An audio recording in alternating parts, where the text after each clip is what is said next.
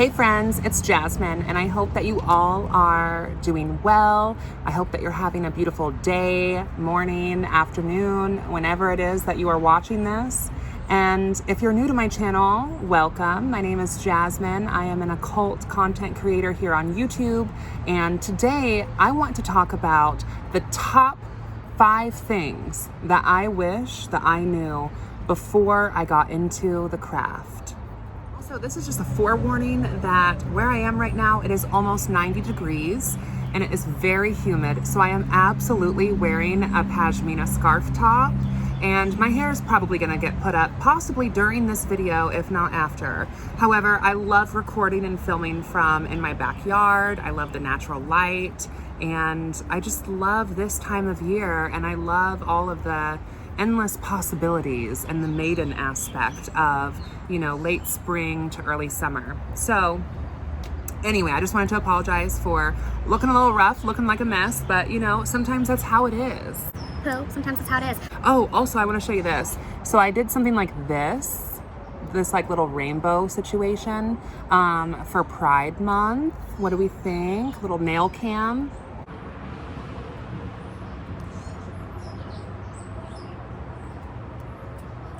What do you think? Do you like it? I wanted to do something kind of different for Pride Month, you know? For the girls, the goths, and the gays. And then also my sister made me, and you guys, I have lipstick on this straw, I apologize, but my sister made me this adorable decaled cup here, and it's like pink, which is one of my favorite colors, and gold, which is another one of my favorite colors, and it's got these astrological symbols here, which this is like my maiden mother crone cup. And yeah, it has like the sun signs of me and my mother and my grandmother here. I just love it. I thought it was so sweet. I like the little stars, and I like that she put a little star on the top as well. That's lipstick, sorry. But yeah, so let's get into today's video. The top 5 things I wish that I knew before I got into the craft. Number 1 on the list would be people are going to demonize you and simultaneously call you crazy. What I mean by this is, especially if you are a witch who decides to be out of the broom closet meaning to be public and be open, and allow people to know about your craft. If you choose that path for yourself, which plenty of witches remain in the broom closet, and that's totally fine. It's up to you to decide on how you want to express yourself. However, when you do come out of the broom closet, if you do decide to come out of the broom closet, you need to know that there are people out there who will demonize you. There are people out there who will not understand the craft and or what we really do, and who will have presumptions about what we do, and will have ideas about what we do, either through their own religion or through pop culture. There are going to be people, like I said, who will demonize you and who will bastardize you and who will, you know, try to make it seem like you are an evil, deranged, horrific person because you practice witchcraft. And then on the flip side of that, there are also groups of people who will think that you're completely batshit crazy and who will think that you should be institutionalized because you practice witchcraft. There will be people who will think that you're incredibly mentally unwell if you share some of your experiences about witchcraft. Witchcraft, the craft, is very much something that is a practice for so many people. And I think that it's important to just remember when we are sharing information about the path, especially with non-witches, I think it's just important to keep in mind the perspective that they are going to have. Not that I'm saying that you should care per se, but just understanding that perspective more will better help protect you. Now, I did post on my Facebook page asking all of my amazing witchy friends that I would like to hear what some of their perspectives would be on what do you wish you knew before you entered the craft. And one of my friends mentioned here, you do not need an altar or deity that religious Wiccans tend to post up and advocate that you need in order to practice witchcraft. My craft is about me and my bonds through my bloodline, not rituals or some crazy lady wrote and published for her own craft. This is what one of my friends said, and I'm going to keep their name anonymous here just because I don't have permission to share it. But I think that's a really good comment. You know, you don't necessarily need an altar. I think when a lot of people come into the craft, they're coming in and they're getting books, which is wonderful. And another point here is, of course, study, right, is a huge part of the craft. That maybe would be number 3. Studying is a huge part of the craft. You have to commit to learning.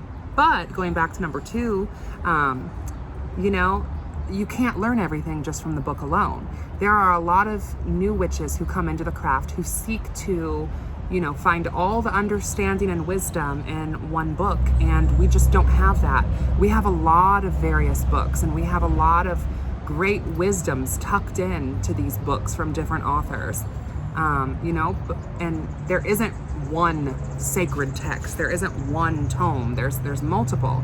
So, but you will find, especially as a newer practitioner, when you're looking into witchcraft, you will find a lot of Wiccan based content, which there's nothing necessary. I'm not saying I have any issue with that or that that's wrong, but I'm saying that Wiccans are going to practice their craft in a different way than other people who are not Wiccan, obviously. And so a lot of these books are going to suggest that you should have an altar, that you should set up your altar in a specific way, that you need to have specific things and items on the altar. And I think, like my friend said, what they're saying is you do not need an altar. I agree. Need an altar? No. Because I believe that our body and our mind is really the main altar, and everything outside of here is representational. An altar can help you connect to sacred space, but I don't think it's necessarily mandatory to connect to sacred space. My friend also is saying here, you do not need a deity. I agree. You know, there are plenty of atheistic witches out there. So if deity is not a part of your path or not a part of your practice, that does not mean that you cannot practice the craft. You do not have to have a matron and patron deity. You do not have to seek one out. You don't have to wait for one to find you to be able to practice witchcraft. You know, if you want to work with saints, if you want to work with angels, if you want to work with demons, if you want to work with eldritch, if you want to work with pop culture, if you want to work with divinities, if you want to work with your ancestors, if you just want to work with your higher power, baby, whatever it is that you need to do in order to get the job done, and whatever it is that you need to do in order for your spirit and your soul to connect and resonate to your higher consciousness and your own greater good, that's between you, okay? That's between you. That has nothing to do with any other witch. Nothing to do with any other witch. And that's number 2. Number three. Committing yourself to study. So for me, I very much kind of vibe with this witch's pyramid, and the first base level of the pyramid would be to know. To know, I interpret this as in like to know yourself, to know your craft, to know that, you know, you are a witch. A big thing in the craft, a big thing in witchcraft is just claiming the title witch. A big thing in witchcraft is just claiming your, you know, your sovereign birthright as witch and stepping into that title and stepping into that power,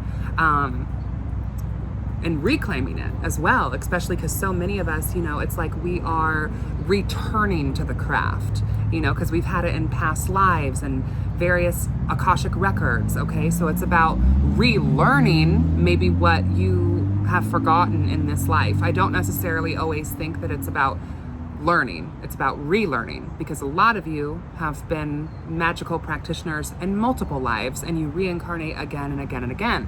Maybe some of you have not, but I think that for the most part, it's more common for magical practitioners, I think, to reincarnate again and again and again as magical practitioners in some regard. So for me, it's very much about relearning that, and then also really claiming the title of witch. is huge. And for me personally, when I started really stepping into my power, and when I really started referring to myself as a witch and letting people have their various opinions, because people are always going to have opinions. So whatever their opinions are, none of your business what their opinions are. It's not, babe. It's not. It's none of their business, okay? So, or none of your business what their opinions are. Because people are always going to have an opinion. People are always going to think left or think right of what you are doing. And at the end of the day, you just kind of have to let sleeping dogs lie where they do. You know what I mean? But yeah, claiming witch and actively studying. When you step into the craft, it is imperative and so important that you really apply yourself to really studying and learning. And I think it's important to get your hands on as many books as you can. I think that it's important to think about all the various different learning styles. Like, I think it's important to incorporate different modalities of learning.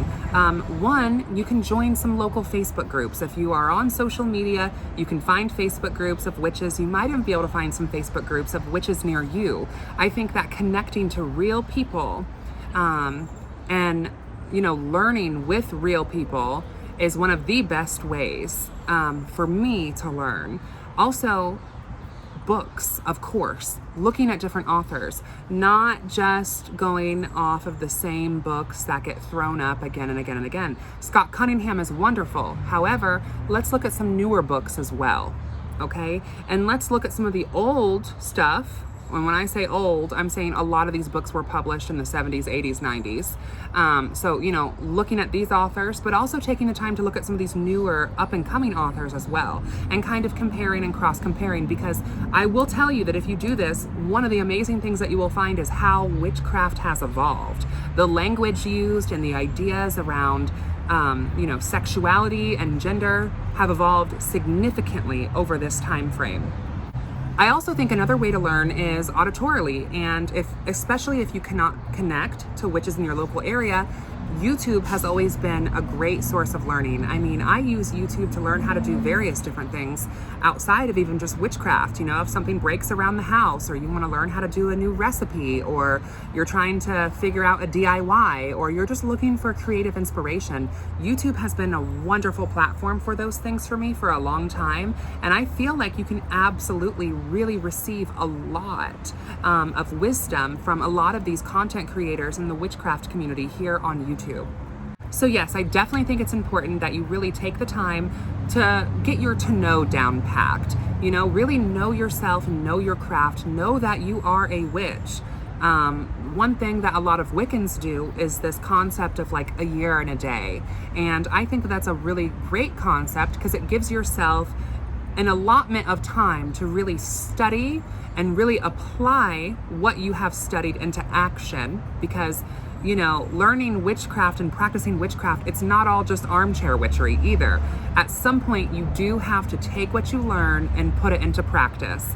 And I hear so often that people are worried that they're going to mess up, or that, you know, they're going to fail, or what if it doesn't work, or what if I draw in negative entities. I think that that's significantly less likely to happen than maybe most people think. I promise you that if you're trying to do a prosperity spell and you stumble over yourself, or maybe you're not entirely sure what you're doing, I do not think that the 7 legions of hellfire are going to open up and drag you down. I do not think that at all. And that also kind of ties into my idea that I know that for a lot of people coming into the craft, there's also sometimes guilt and shame and fear, whether it be consciously or subconsciously associated with the craft. And I have met witches who, you know, have had some real religious trauma to where on a subconscious level, they're still worried about, you know, oh, this is wrong, and if I do this, then something bad is going to happen. And that is something that absolutely just needs to be worked through. And the more that you kind of decondition yourself, and the more that you practice, you know, spell work and divination and ritual, the more comfortable you will feel in this aspect. And it's very normal. It's very, very normal to feel uncomfortable and nervous in the beginning. And witchcraft is uncomfortable sometimes. And there's also always like this kind of idea of like the black baptism, to like take the baptism that was forced upon you off of like your spirit. You know, that's an idea as well. The fourth one that I have here is a comment also from a friend as well, from my Facebook page, when I posted asking them, you know, what are some things that you wish you knew before you got into the craft? And this comment is so beautiful and very poetic. So my friend says that you will burn in so many ways. You will burn with passion that ignites you, and you will burn with power. You will burn with the pounding of ancestral heartbeats and steps of those before you and steps of those around you. You will also burn with anger and rage that leaves nothing but a dark, ashen swath afterwards. And you will also burn out. You will be the crackling coals in a ring that feels abandoned. And you will have to relearn how to ignite yourself. But until then, you will be cold. So my friend left this comment here, and I just think it's very beautiful and poetic, because especially kind of thinking about some of this phoenix archetype of like, you know, this great, mighty, mythological, you know, powerful, fiery songbird who is gorgeous and beautiful and powerful and rises from the ashes and, you know, ignites itself and then dies and is reborn again. I think that in a way, witchcraft can very much be like that for a lot of us. And it's okay for your craft to ebb and flow. It's okay for there to be times of lull in your practice, and it doesn't make you less of a witch. It's okay for there to be times where witchcraft is your 100% top priority, and it's okay for there to be times where you have to take care of some physical stuff and some earthly, mundane stuff. It's okay to feel like you're in a bit of a spiritual drought sometimes. When you are a witch, you are always a witch. So that means that inherently every single thing that you are doing is magical. From making your morning coffee to taking your shower can be a magical experience, depending on how you look at it. You don't always have to have a big, grandiose, you know, ceremonial ritual. And you will learn how to reignite yourself. I think that one of my last points, number 5 on things I wish I knew before I started practicing witchcraft. People can be really cruel and people can be very mean. And just like in any community, you are always going to have people who are trolls, who are bullies, who are venomous, and the craft community, unfortunately, is no different. We're going to have to learn how to deal with people who disagree with the way that you practice, and you are going to find out that when you practice differently than someone else, it doesn't necessarily mean that their way of doing things is wrong and yours is right, or vice versa. It's okay for witches to practice differently, and witches having diverse practices is not an issue. An issue is you telling another witch what they can and cannot do. Now, of course, if we are talking about being within a coven or being within an organized tradition, then yes, you likely will have to follow certain rules, guidelines, share certain values or ethics as witches in your coven or in your tradition. And maybe there's certain ways that you practice and certain ways that you don't. But in the wider community, outside of being initiated into a coven, which you do not need to be in order to practice witchcraft, let's throw that in there too. You do not need a coven to be a witch. People are going to, you know, throw around, oh, you're a fake witch, or you're this witch, or you're not really a witch, or you're an armchair witch, or you don't really practice magic, or also, oh, this is just an aesthetic for you, or you're not really into the craft, or whatever. Like, that will get thrown around a lot. And I do want to say that I understand and I sympathize as well when sometimes people get frustrated when they feel like someone is wearing the craft as just an aesthetic. It's true. There are some people out there who do that, but are you the witchcraft patrol? Is it up to you, and is it your job, and is it your need to run around and make sure that witches have their witch card? I don't think so. So pipe down, babe. Pipe down. I think it's more important for you and us to focus more on our own craft than focusing on what some witch over there is doing. If you see a witch that you disagree with, keep it moving. Just keep it moving. because you should be focusing on your own path, your own connection to source, whatever that might be, and your own connection to your inner power, and standing in that should be your main focus. So whatever these witches are doing, unless you're bound by oath or blood, it should be none of your business. You will have people always who are going to give you a hard time. In any community, you're going to have gatekeepers, you're going to have bullies. This community is no different. And I wish that it was. And I think a lot of people think that the spiritual community is all light and love and, you know, we're all like brothers, sisters, siblings here. But that's definitely not the case. And there are also plenty of witches who will just mess with you to mess with you. So I think it's definitely important to just kind of keep that in mind. And while it's good to meet witches and have and build relationships, I think it's also important to keep witches sometimes at a distance as well, in just the sense that not everyone is always going to have your best interest at heart. And also, just like every other community, there's always predators. And you know, once again, I wish that we didn't have that, but we do. And oftentimes when people are being predatory, it gets exposed. And, you know, everything eventually is illuminated. Anyways, I feel like this video, I've just gone on and on and on, and that's why I tried to keep this at the 5 things, because originally it was going to be a top 10 video, and I was like, I might as well make that into like a live stream, because I feel like I could make an hour's worth of content out of that alone. But let me know what you think of this. What do you think of my 5 things I wish I knew before I got into the craft? And what would be your 5 things that you wish that you knew before you got into the craft? I would love to see any response videos to this, or I would also love for you to comment down below what are 5 things that you wish you knew before you got into the craft. I hope that you all have enjoyed this video. A top list has been something that is new for me, but has been suggested by several people and requested, so I'm gonna try it out. If you also have any suggestions for any other top lists, let me know. Like if it's books, movies, whatever, like let me know and I can definitely put something together. I think this has been fun.